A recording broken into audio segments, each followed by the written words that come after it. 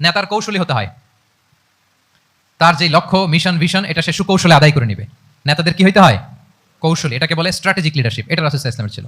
শুধু স্ট্র্যাটেজি নিয়ে, রাসূল সাল্লাল্লাহু আলাইহি ওয়াসাল্লামের স্ট্র্যাটেজি নিয়ে সুদীর্ঘ আলোচনা হতে পারে। আমি দুই একটা স্ট্র্যাটেজির কথা বলি, দুই একটা ওয়ার স্ট্র্যাটেজি। যুদ্ধের ময়দানে উনি কি স্ট্র্যাটেজি অবলম্বন করতেন দেখেন।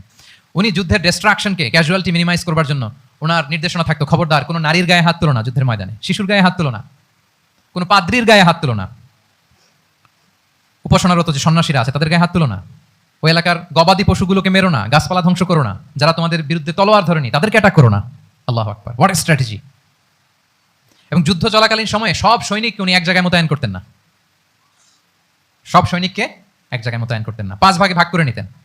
ডান পাশে মাইমানা, বাম পাশে মাইসারা, সামনে হচ্ছে মুকাদ্দিমাতুল জাইশ, মাঝখানে কালব, পেছনে খালফ।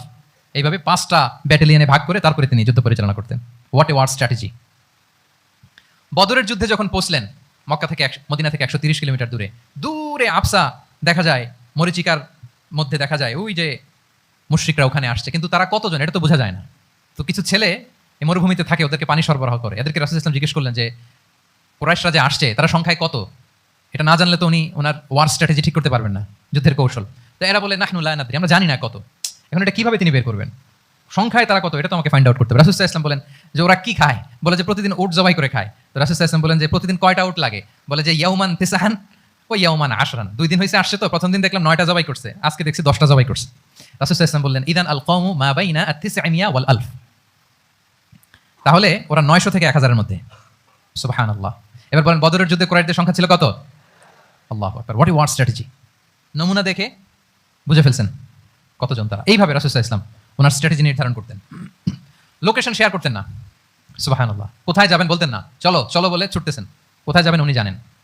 অ্যাটাক করবেন এইদিকে, ডান দিকে। অ্যাটাক করবেন কোন দিকে? কিন্তু মদিনা থেকে বের হতেন বাম দিক দিয়ে। অ্যাটাক করবেন উত্তরে, মদিনা থেকে বের হতেন কোন দিক দিয়ে? দক্ষিণ দিক দিয়ে। যে রাতে হিজরত করবেন, মদিনা উত্তর দিকে, উনি দক্ষিণ দিকে চলে গেছেন গারে সাউরে 3 দিন থেকে আগে, ওরা যাতে বুঝতে না পারে। সুবহানাল্লাহ। এটা ছিল রাসূল সাল্লাল্লাহু আলাইহি ওয়াসাল্লামের ওয়ার স্ট্র্যাটেজি। এবং সবাই যেই পথে মক্কা থেকে মদিনা যায়, উনি কিন্তু ওই পথে যাননি। ক্যারাভেনগুলো, কাফেলাগুলো যেই পথে মক্কা থেকে মদিনা ইউজুয়াল রুট যেটা, যাননি।